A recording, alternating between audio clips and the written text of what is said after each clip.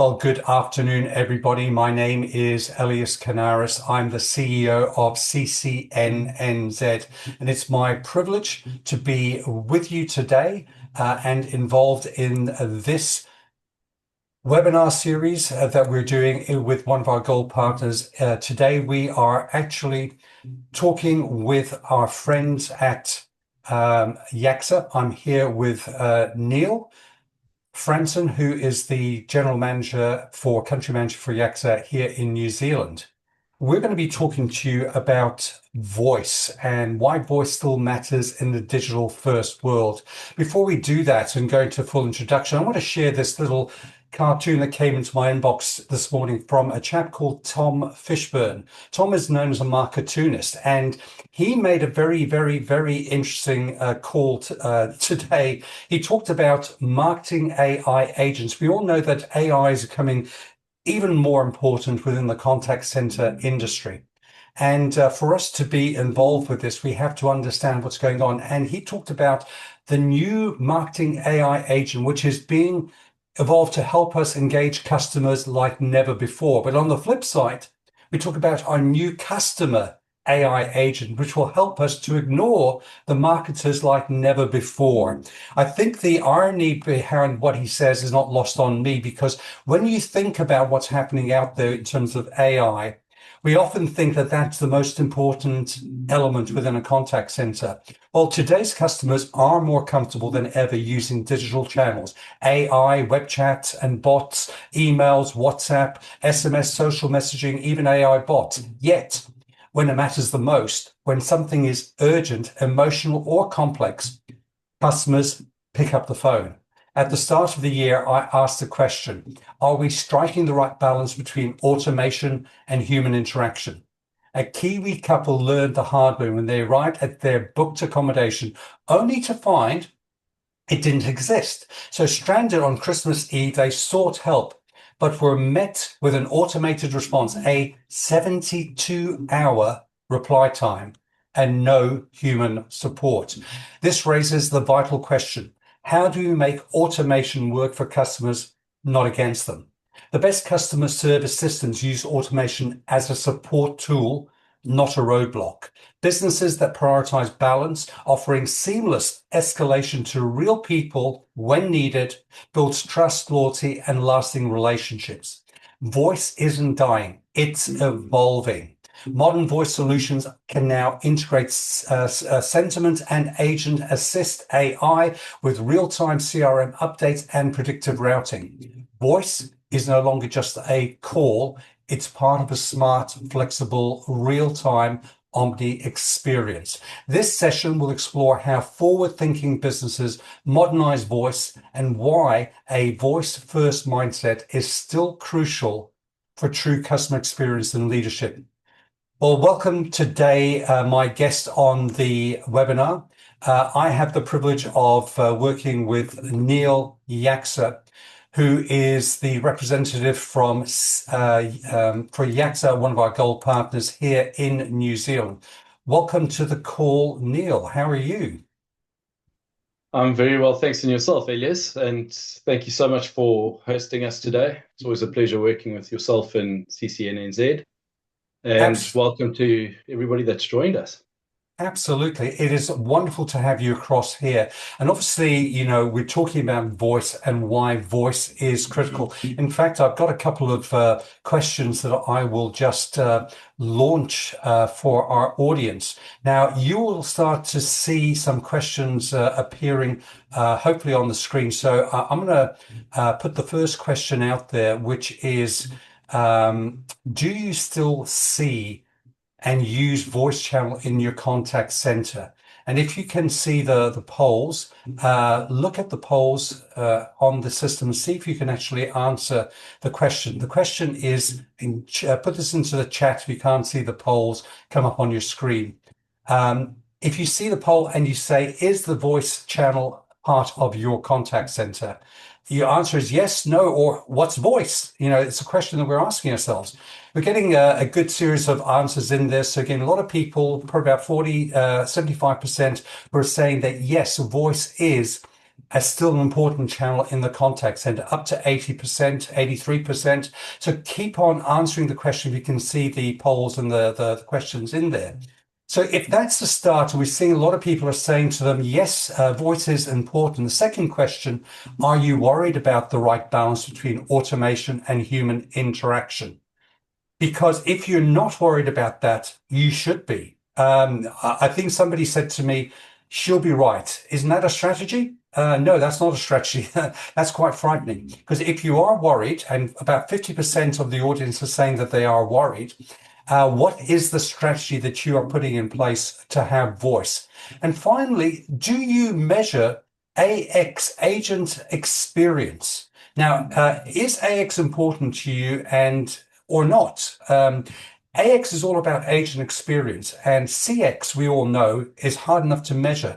But I don't even know what AX is and how I'm going to measure that. So we're getting a good series of responses. And at the end of the day, the features will come back to this answer in a short while.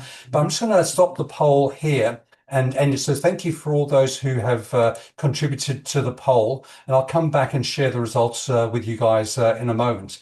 So Neil, we've got a little bit of a feel out there for the industry and the audience here. 92% of people still use voice as a channel in their contact center.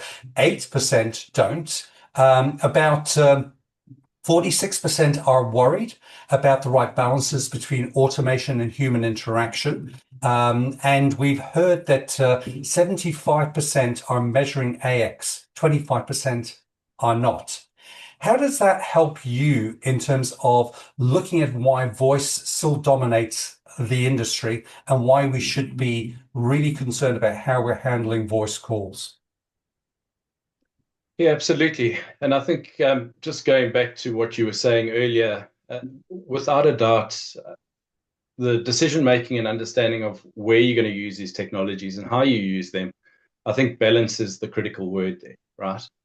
Now, when we look at the different areas that either voice or a channel would impact, the three key areas to look at would be around the type of engagement. And that would be information seeking, problem solving, or if it's a transactional requirement. And as you mentioned, 92% of individuals do prefer human assisted engagement. That's absolutely in the problem solving sphere. All right. When it comes to transactional and information seeking, of course, we can seek that information pretty easily. But why is that? And it's the clear reason for that is built down to trust, empathy, and ultimately urgency as well. The urgency piece, I'm still looking for some data around that. But in essence, when you're looking for information that is pertinent and that's relevant to an outcome that is either going to be positive or detrimental to you, obviously you need some reassurances around that, affirmations as well. And in that regard, that urgency and ensuring that the matter is handled and dealt with in the correct manner is those assurances that people will be looking to seek. As far as the escalation points are concerned, whether somebody's coming in any one of those three areas, it does put us in a point now where we start building an architecture of more complex service journeys. But while that is pretty daunting from the get-go, it's actually a really good process to run. So a lot of the clients that we engage with, and we start having a look at the consulting piece and what that means when we start bringing in these new technologies and mapping them out, it does take more time and effort and a whole range of information that is required from the customer pertinent to their business and to their industry sector to be able to build these complex journeys. All right. The digital-only strategies that we do see adapted in the market often do collapse under the real-world pressure that is applied through to them. I know that there's a lot of work being done as well around understanding what the thresholds are. Okay, and I always think that there's actually thresholds in many different aspects with regards to customer service and the engagements that are taking place. So if we have a look at BPOs in certain industries, there's thresholds of whether people will engage with an offshore organization or whether they're looking to engage with a local person. And I always relate that to my clients when I'm discussing understanding where the sentiment of the market lies. And effectively, all of us are walking that path now with these new technologies. We're testing the boundaries, all right? We're blazing a new trail as we go. And as exciting as it is, obviously we need to be incredibly cognizant of one's brand and the loyalty that customers or individuals engaging with that business have towards the organization. Well, can I just interrupt you a second there? So let's take that whole aspect in terms of the brand impact. When you think about things, we've really identified that people are more au fait with technology. So they're using SMS, they're using web chat, they're using these other components. And we talked about the complexities. The complexities of the call mean that sometimes, even today, we can't really rely on AI to do everything.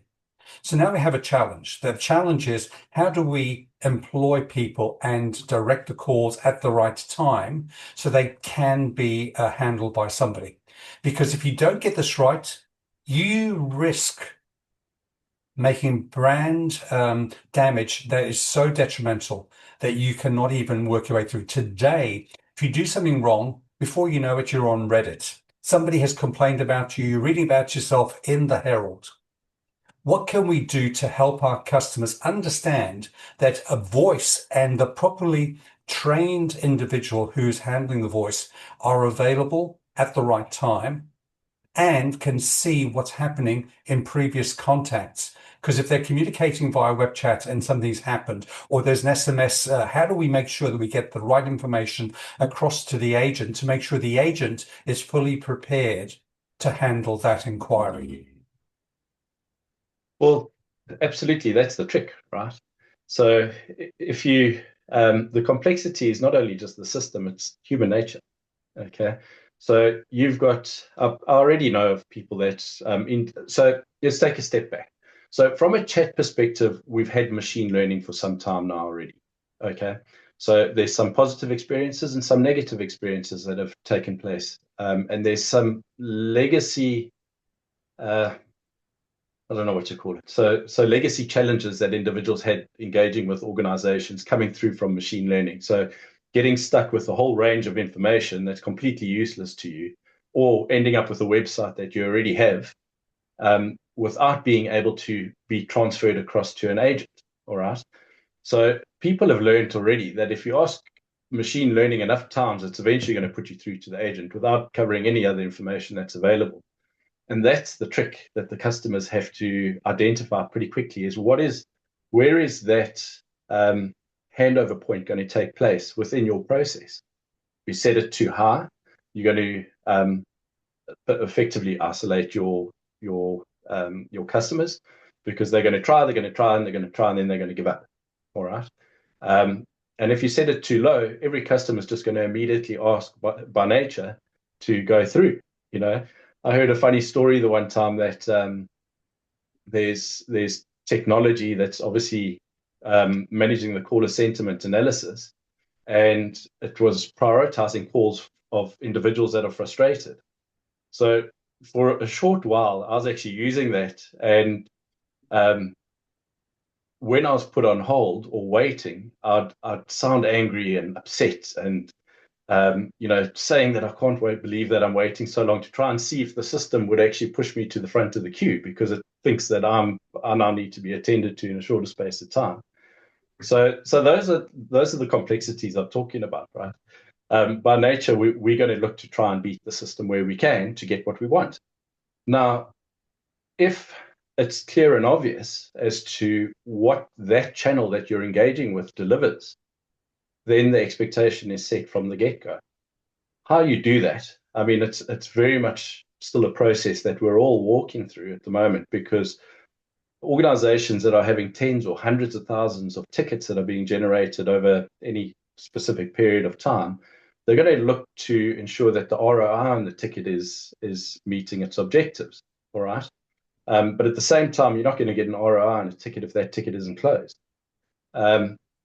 So larger organizations that are more transactional in their nature with regards to their tickets are going to try and push people heavily into the channels that are going to be managed by the bot or an AI agent, as it were.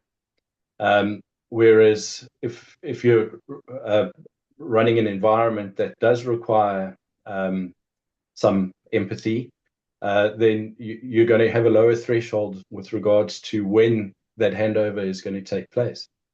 So yeah, it's really interesting, and like I say, we're living it at the moment. But what's really nice is ultimately the technology gives you that control, right? You're the one that can pick this, and we get the data, and we can then, based on the data, make informed business decisions moving forward.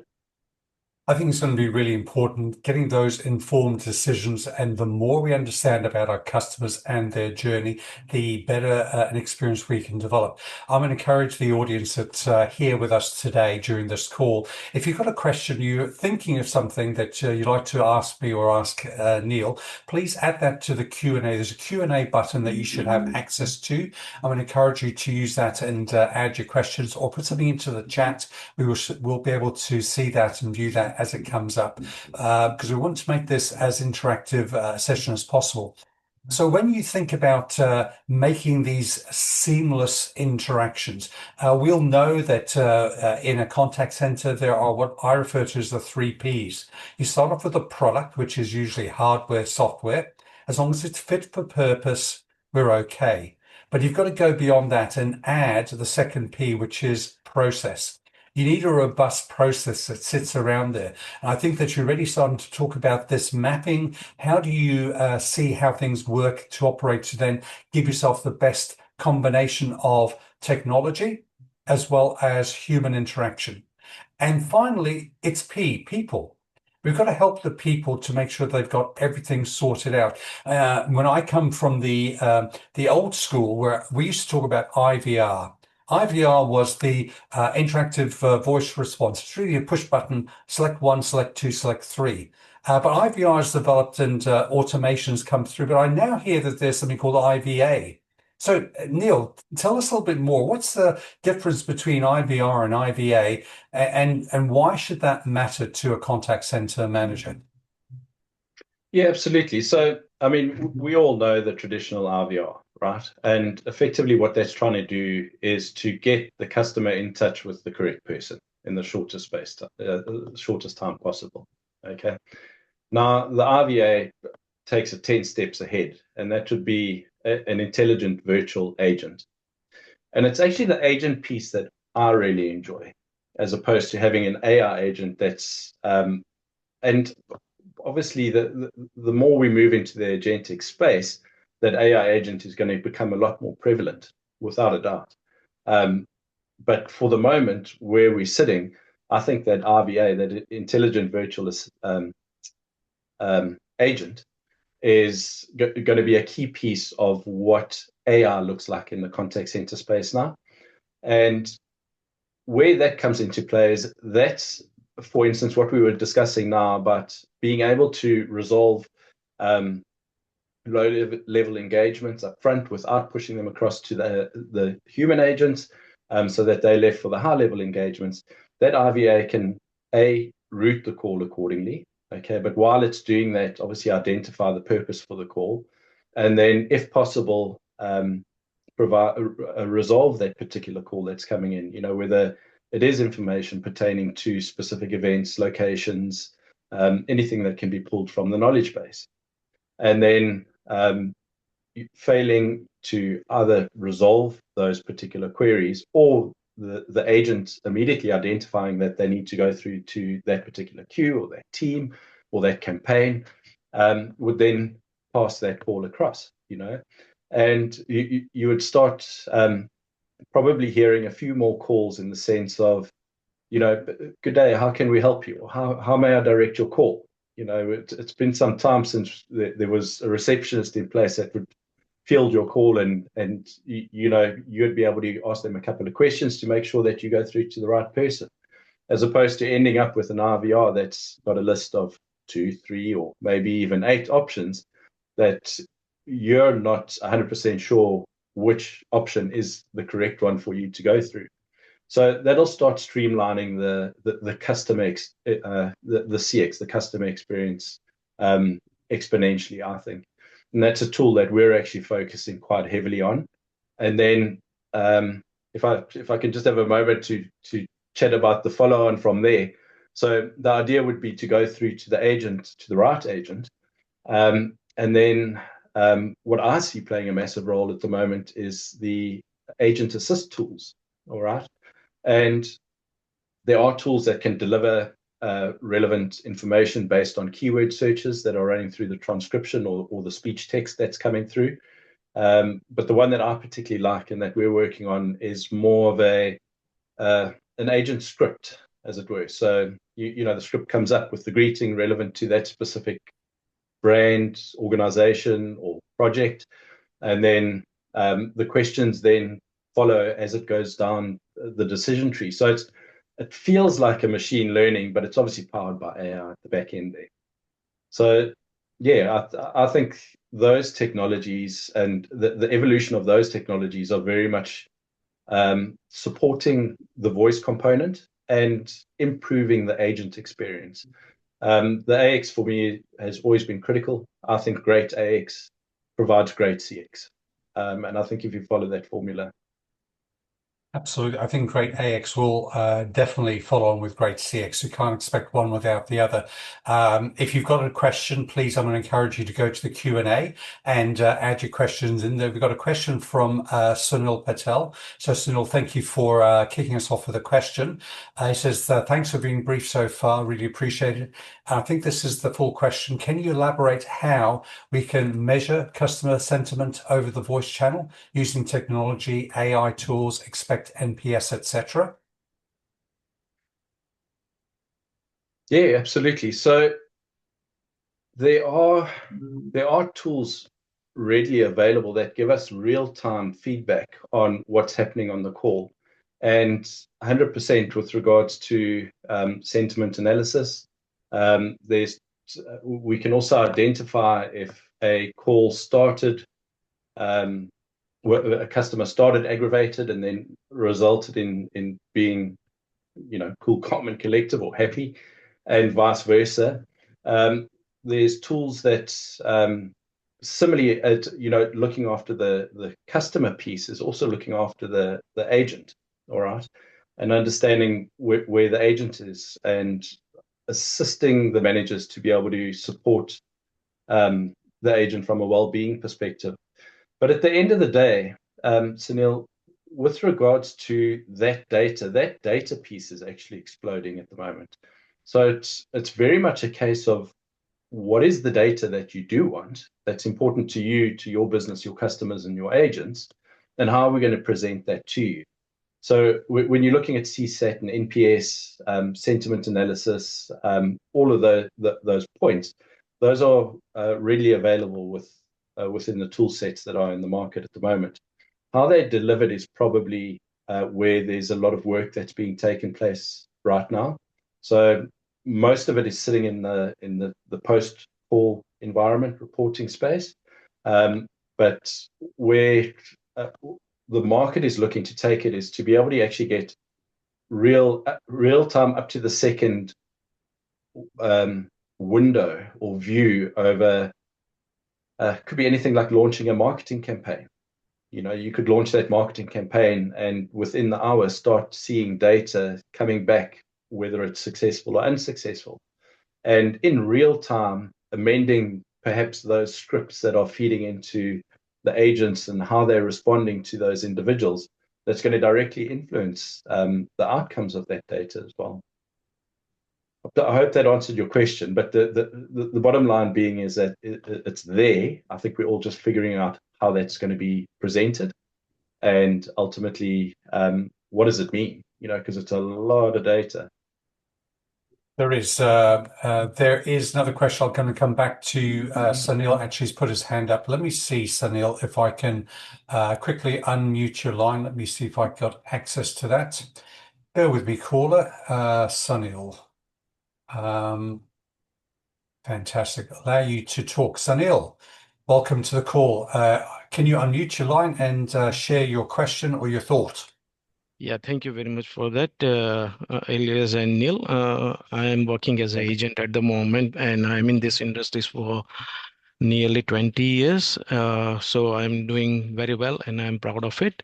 My question is, you explained very well, but in the reality, what happened when there is a sort of like the measurement for the corporates, like the NPS and other that's things, especially on the voice channel, right? Say, as for example, customer is not happy with the product or something, right? They won't give that like good scores on that.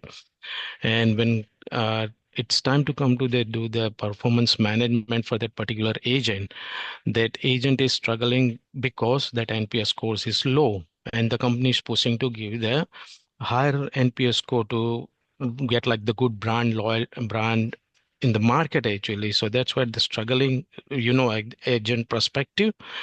So that's why I ask you this question particularly for like how you are going to measure that customer sentiments over the voice channel. I also support like customers through the different channel as well, like the social post and digital chat and digital email and all that.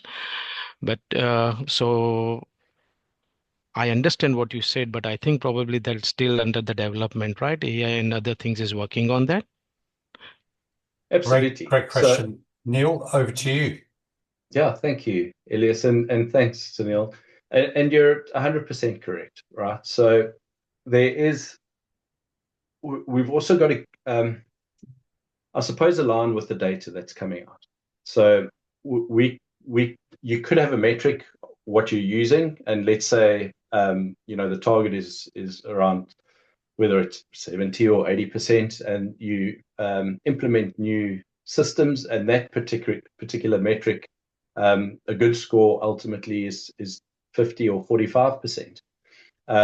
Because what we do find with the technology and how it's evolving right now is that obviously you got your positive engagements, your negative engagements, and your indifferent engagements. And the indifferent engagements also take up a piece of that percentage, right? So you might have two positive and one negative and 10 indifferent, which is going to lower that score. And I think it is a concern for agents on what the balance is and how those outcomes are derived at the end of the day.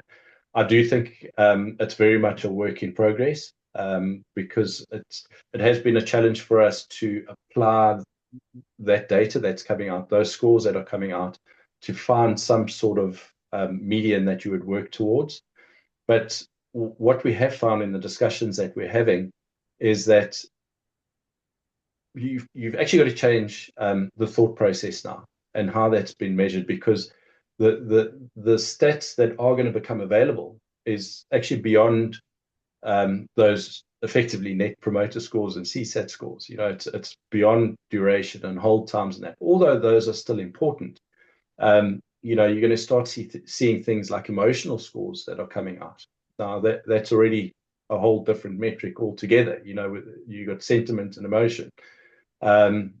First call outcome tracking and the predictive resolution paths is another very big one that's coming along. So I think the balance is coming, but I do agree with you. I don't think it's necessarily available right now, but it's not far away, because these things are already being discussed, and we've just identified that the data sets that we've got, the metrics that we've got coming out, the relevance of them are actually sort of falling away, because we're measuring calls and success by different metrics now.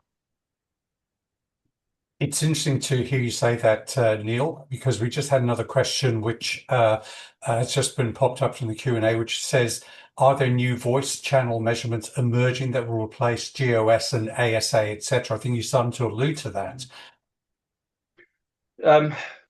But they are. They absolutely are. I can't pinpoint exactly what they are right now off the top of my head. But I think some of the dashboards that we have put together, there is just so much data that's available, and I can only think that there will be a formula that's going to take everything into consideration, and there is going to be a new measurement that will still look at the traditional data, and it's going to take the new data as well. So just as you would work out NPS or CSAT, there's a formula that's derived from that. I think once we've the technology has settled a bit, although, I mean, when would that be? I don't even know. It's moving ahead and splintering in so many different directions at the moment. It's difficult to stay ahead of it in any shape or form. And generally, when that happens, you'll start seeing more niche solutions coming out, because it's important. That's a case of being a master of none and a jack of all trades, right? But yeah, there certainly will be new measurements that'll come out, because the existing formulas that we do use to gauge success those formulas are becoming irrelevant. It's interesting because I think we are seeing more and more about what's happening, what's changing in the industry. We're seeing that people are measuring so much. We talked about the COPC report. We're measuring some of the components of how long does it take to handle a call. You'll often hear people like Kelly Brickley from COPC reference that we need to measure the first contact resolution. Are we resolving the call in the first opportunity? And if we're only measuring the call and the call metrics through the element of how are we handling the call type, whether it be an SMS or a web chat, etc. If we're not adding voice into the mix in terms of the overall journey, surely we're losing something in what we're able to report back. And I know we're evolving the reporting components, but what do you think will help the agent experience and empowerment to ensure that we keep people engaged and retained in an organization, as opposed to feel threatened by the increasing use of AI in most contact centers? That's largely a question that I've been looking for the answer on that, because we do. But individuals that are using our technology are agents, and it's important to us that we're delivering what the agents need at the end of the day. And there's 5 areas that we look at, and it's assisting the agent to be prepared. Okay, so that's clear journey mapping, providing technology that does simplify their lives at the end of the day. We need them to be protected as well. So prioritizing and handling abuse, fatigue, the admin burden that comes along with being an agent, making sure that they're connected, and that would effectively ensure that there's cross-channel context, because it doesn't help just having this information flowing all over the show without helping the agents, supporting the agents to be able to support those customers. So it's very much a no silos environment, as it were, if I could use that term. Making sure that they're empowered is another massive one as well. So, and that's more with regards to sort of governance, policies, procedures. If they know exactly to what extent the business supports them, that empowers them to be able to take control of situations where there are disgruntled individuals, that they know very clearly what the escalation points are. And more often than not, they obviously know who they can call on from within their team to support them in those scenarios too. But if the agent is not empowered, they're relatively in the dark, the escalation processes aren't well defined, the customer journey mapping is not really well defined, then you take that empowerment away from them, and there's a sense of reactiveness that comes through, even if you get the other areas correct. And then the last one that we focus on is making sure that the agents are enabled. All right. And that's by removing any barriers, making sure that document protocols are in place. So I've partially forgotten the exact question that you're asking, Elias. So forgive me if I'm straying offline here a little bit. But from our perspective, to enable the agents to be able to do what they do and what they do best, we look to make sure that we cover them in those 5 segments, which is prepared, protected, connected, empowered, and enabled. I think it's perfectly answered, because we're talking about what can we do to help retain agents and stop the burnout and things along those lines. And yes. it's about engaging with the agents and making sure. I'm going to share the results with the team. So you could hopefully now see the results of the poll that we took earlier on. We asked the first question, which was, do you still use voice as a channel in your contact center? 92% say yes. Only 8% said no. Are you worried about the right balance between automation and human interaction?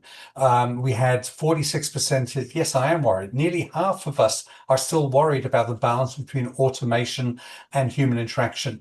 It's good that we have just over half are not worried they have a strategy, but the fact that we only have half of us with a strategy is concerning to me. Do you measure AX? A staggering 25% don't even know how to measure AX. What is AX? It's so important for us to make sure that the people side of the business is managed and developed. And if we don't do that, if we're not investing in either coaching our team and helping them work their way through, it's all great that we've got product-based training, but if we're not coaching and not mentoring, we're doing something wrong. I have the great opportunity on Friday afternoon, about 5 o'clock in the afternoon, here in New Zealand, to be part of a panel with CC APAC, Contact Center Asia Pacific. And we're talking about moving from manager to mentor, and the importance about how do we mentor our agents. And at the end of the day, what are the most important elements in terms of looking at what agents need?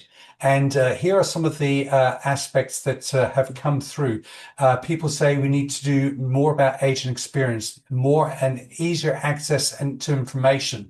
So words like information, access, easy, experience, knowledge, all comes back into what we are doing, what we're saying. So I'm going to share these metrics and these answers with us after this webinar. So we'll get that out in the next newsletter.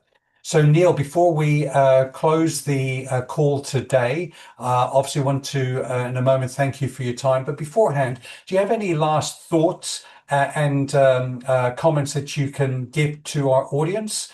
And secondly, if they want to get hold of you, what's the best way to get hold of you? Yeah, absolutely. Thank you, Elias. I suppose my thoughts at the moment around the industry and where we're headed, I think there's a lot of opportunity for us to leverage. We need to keep the humanity in touch and intact while we're walking this path. I think what we would, so you've actually got me thinking here now, but effectively, what we would like to support the industry in doing is ensuring that we can still connect with individuals, still be able to engage with brands and businesses on a one-to-one basis, and have the efficiency to be able to deal with day-to-day issues as we go along. And I think we're in a really good spot. We'll have to wait and see what comes about with regards to agentic AI. When we're talking about agent support and the tools, there's many of them there that are available already. I mean, we spoke about the RVA, we spoke about the agent assist. Then you've got the automated wrap-ups, the summaries that are going through. So we're reducing the administrative burden. And then, of course, the reporting coming through as well, where we can measure success from a CX and an AX perspective and help us better manage the teams. Yeah, so it's interesting times ahead. But yeah, thank you very much. I really appreciate the opportunity. Our pleasure. And if people want to get hold of you, Neil, what's the best way to get hold of you? Yeah, absolutely. So we do have our LinkedIn page, which you can go and have a look at now. That's under Yaxxa Limited, spelled out LIMTED. You might absolutely reach me on my email, which would be Neil, NEIL, @yaxxa.co.nz. And for those of you that would like to give me a shout and have a chat, I'm available on my mobile, which is 022 561 7788. But if we could put that in the chat, that'll be awesome. That's 022. What's the rest of the number, Neil? I'll pop it in there now. Oh, you'll do that. Fantastic. Yeah. So he'll pop that in. Again, I want to thank you, Neil, for coming and joining us today. This topic, I think we can probably deep dive into it a stage further. And thank you, Sunil, for all of the questions that you asked. And I think there is a real opportunity for us to really look at what's happening within the industry and how voice is starting to impact. Again, I'm going to encourage you, if you haven't already participated in the COPC report, please take the opportunity to come and join us at CCNNZ. We're doing the COPC report. We're looking for contributors to the report, which will be launching in July, August of this year. And we want you to have your voice and have it heard. So we're working with Spark and COPC on this very, very important bit of data. And remember that if you're not currently a member of CCNNZ, encourage you to come and join us as an industry member, which has no cost, but you will get a copy of the COPC reports. And I'm going to encourage you to work your way through. Go to our website, ccnnz.org.nz. And from there, you'll find out information about the COPC report and the research and other information about membership. Well, again, thank you, everybody, for your time this afternoon. Thank you in particular, Neil, for sharing some great insights with us. And again, I hope that you all have a wonderful afternoon and the rest of the week, and be blessed and highly favored. Until we speak to you again, take good care and make sure that you improve your AX, which will lead to an improved CX. Until we speak, take care. Bye for now. Thank you, everybody. Goodbye.